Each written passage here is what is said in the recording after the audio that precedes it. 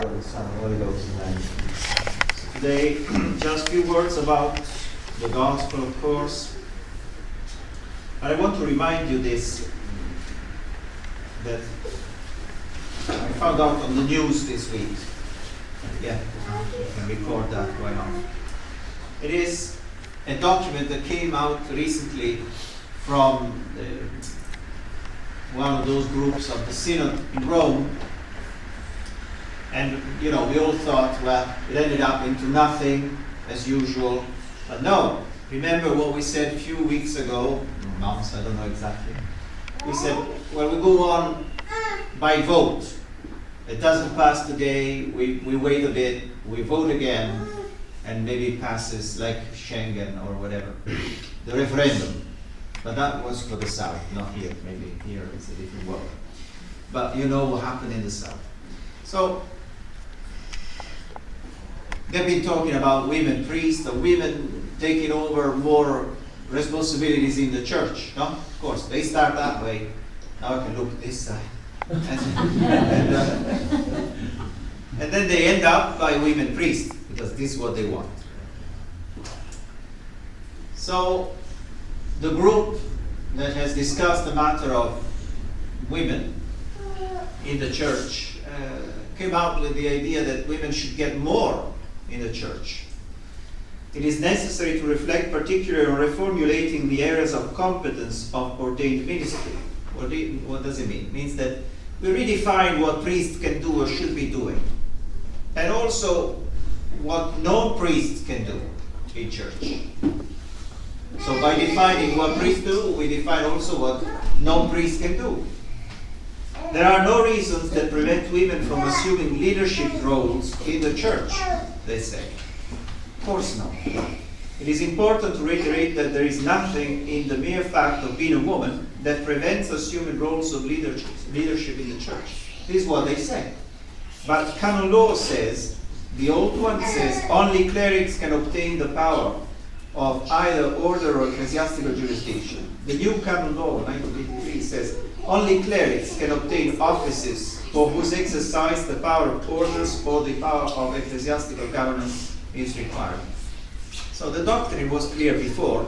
There were certainly discussions if women could have a delegated power, but it's majority of people and canonists and so on believe not, that women cannot receive power in the church. It belongs only to men, and it should somehow be related to the power of order. The two things should go together. So those who have power of order should also have a power of governance in the church. It could be separated for different reasons and situations, that's fine, but never you could imagine a woman having a power of such in the church. At best, the women could govern their own convent or their own monastery, that's it, but they were not going to govern people outside of that. And this is what they want. They want to give women more power and so on. But I would say, but go for it. Why not? Then you know what you get. With all respect, of course, we know how it ends.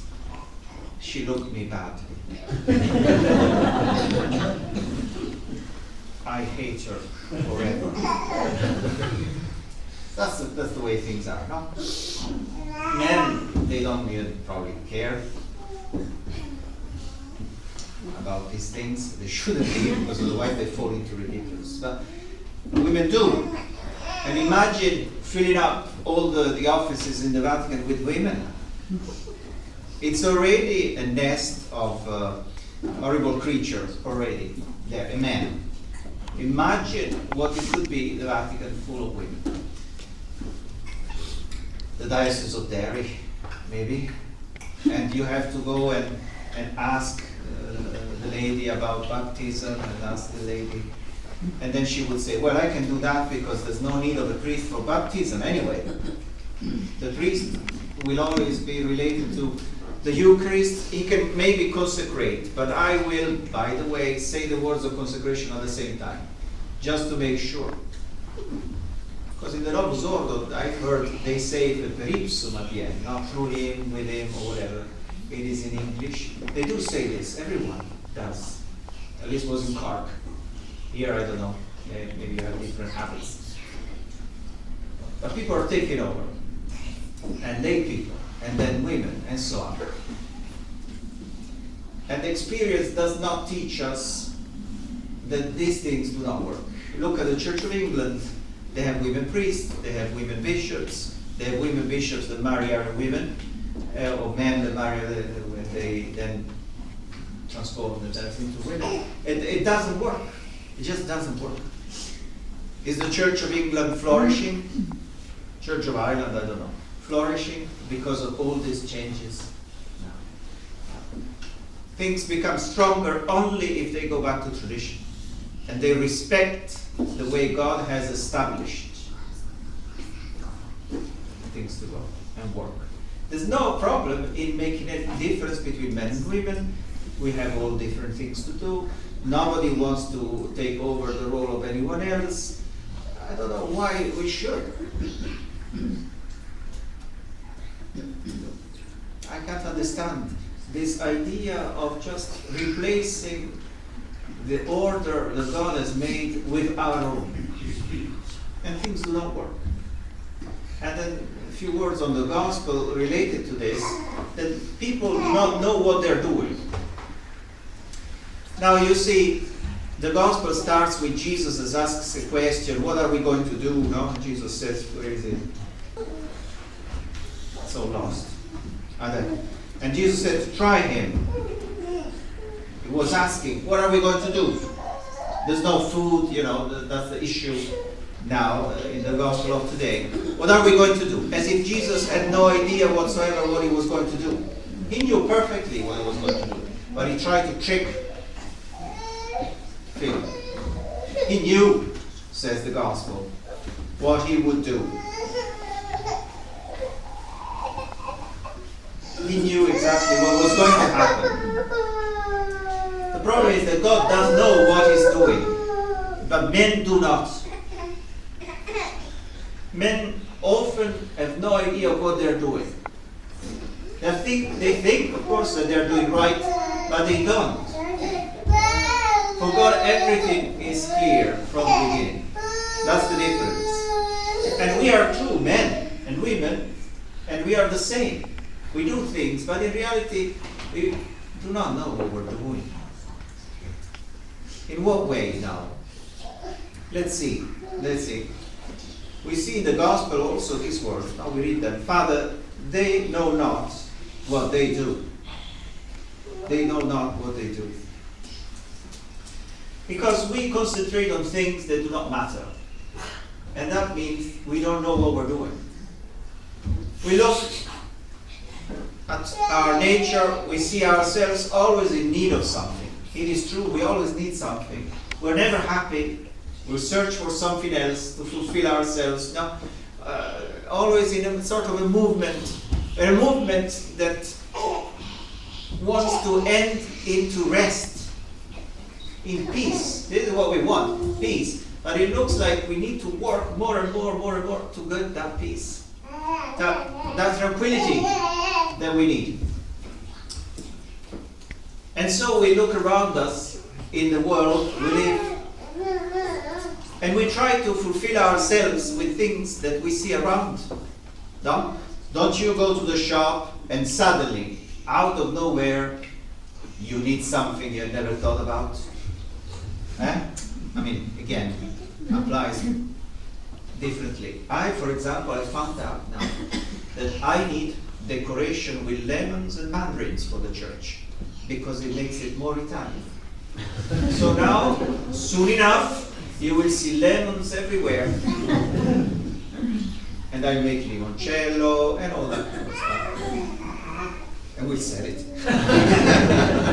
It's going, in Ireland, it's going, alcohol. So anyway, but we do. I never thought about it. I went to the shop, said, that I need. Look, it would be beautiful. Don't you go to Tesco, Lidl, Aldi, or wherever you go, and then all of a sudden, I need that.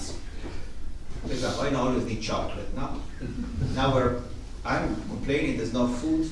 Practically, there's no sweets. There's only a few kilos left, and it's not going through the war. But this is what we experience. All of a sudden, we need something else. Then we have it, we are satisfied, but not for long. Not for long. And this goes on and on until the end of our days. And I'm talking about, things that we see in the supermarket, but there's a whole other lot of things that we claim we need. No?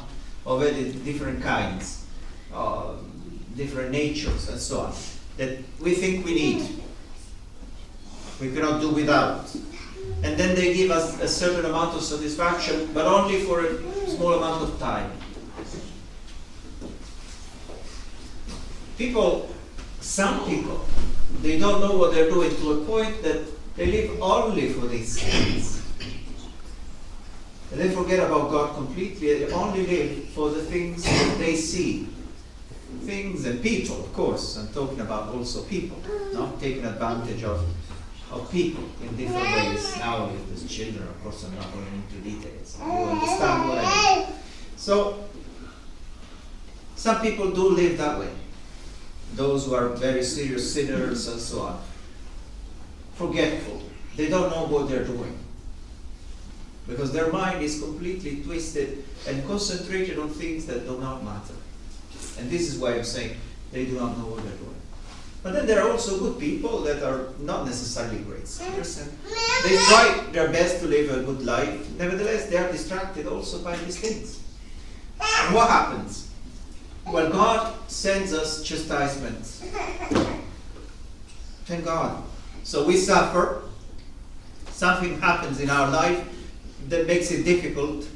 And maybe our attention is turned away from those things and redirected towards what matters. And we should be grateful if something of that kind happens in our life, because then we do start knowing what we're doing.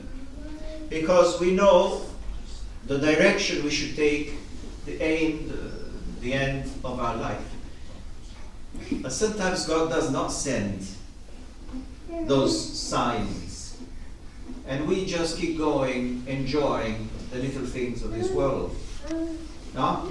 And sometimes we see people like that. The multimillionaires. Have you ever thought about being a multimillionaire? Every day. Every day.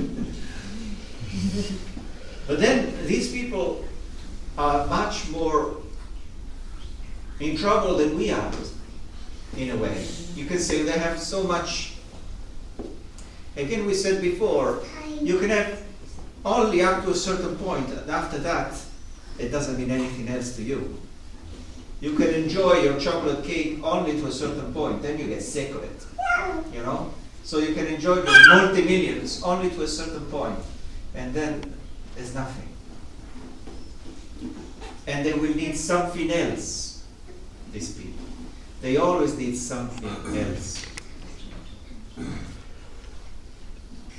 So even good people that try, they see that what they are trying to do doesn't work. Their plans, they fall apart. And they're good people. They say, well, I have a good intention, I have a good plan, I want to do good, and it doesn't work. Why? Well, because again, there are many things we do not know.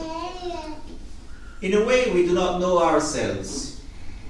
You see? And so we do not know if in fact we're capable of bringing the plan to the end.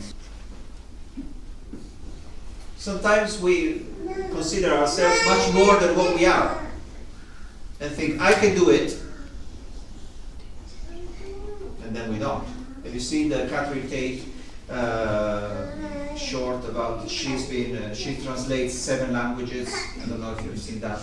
A man desperate out of the office says, I need someone who can translate 7 languages. Says, I can do it. And then she goes in and she can't speak one. with someone from Africa, she says, bongo, bongo, bongo, bongo. This is not my sandwich. And then in Italian, people believe that they can do things that they cannot do in fact. And this is why sometimes our plans don't work. You see? Because we overestimate ourselves. But God knows. And He knows that if the plan doesn't work, it's better than going further and breaking it all. He knows. He knows better. Sometimes we don't know other people. So it's hard to know ourselves. It's even harder to know other people. Can you imagine? And so someone that you trust, you think, oh, this person is going to be and help me until the end. Maybe the following day, that's it. It's gone. Stabs you in the back. What about Judas? He was chosen one of the apostles by Jesus. And then, one night, in exchange of a little bit of silver. Well, now silver has gone up, but still, betray God for just a bit of silver. Come on, gold at least. But it wasn't a good Jew. So sometimes we don't know other people. And this is why God does not make our plans work. Because He knows that if we rely too much then on these people and then we get betrayed, it will be worse. So thank God that the plan didn't work. These are reasons to tell us that He knows what He's doing. And maybe we don't. So what do we need to do? Well, we need to tune more on God's way of seeing things, of understanding things, of doing things. And then accept that even if it doesn't work, it's His decision. If we did it in the best way we could, and it didn't work, well, that's God's decision, and it's better than mine. Now, hopefully this is not falling apart. But if it does, without me underneath, it's His decision. Maybe next time I get someone who's capable of doing the job better than myself. And that's it. And we go again. That's the point, Instead of giving up, everything is dark and so on, just we go again. And now, 3 minutes ago it was raining, it was terrible, it's sunny again. The weather is telling you how it works. It's dark and it rains. In 3 minutes it's sunny and you will enjoy and tan again. Crazy? At least you don't become orange. Anyway, that's the way. And if we are capable of living that way, in seeing providence and saying, well, that's good. It wasn't the way I planned it, but that's better because God decided it. You see the people around you looking at you and saying, they're crazy. Look at them. We're working all day. And we're never satisfied. They're always happy. We're doing everything we can, and at the end of the day, we're tired, upset, and so on. But they're not. How is that possible? They would be amazed.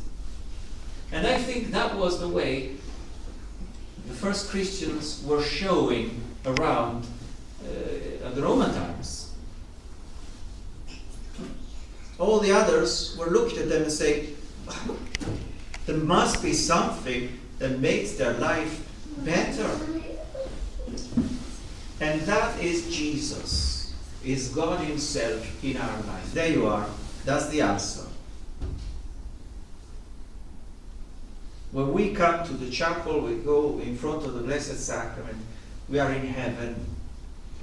All the rest disappears. All those people that upset us, they just go away. Well, if only we could bring with us the Blessed Sacrament. And we can. And we can. Because He's following you just a few minutes after you receive communion. But spiritually, you can have Him as many times as you want throughout the day. And then you are abandoned to Him. And you know that He's with you, and He's taking care of your life, and He knows. And then, what does He do? Well, He does the same thing that we have seen in the Gospel. Out of few pieces of bread, He makes thousands. So what do we have? Nothing.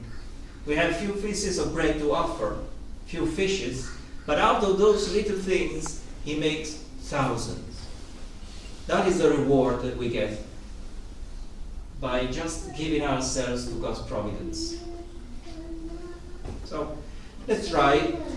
We have 2 weeks before Easter.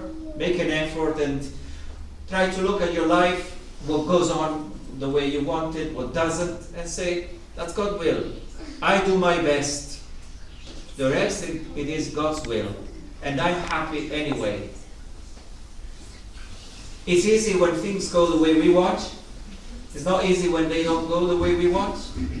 But if we try again, at the end, everything will go the way we want. Because we will want the same thing that God wants. Simple as that. It takes a while. I've not succeeded in it, tell you now. But sometimes I'm working on it, and it's better. It's better. So friends, thank God for this 3 minutes of sun, and thank God for also those little things that make your life worth living. And forget about all the rest. God is taking care of it. In the name of the Father, of the Son, of the Holy Ghost. Amen.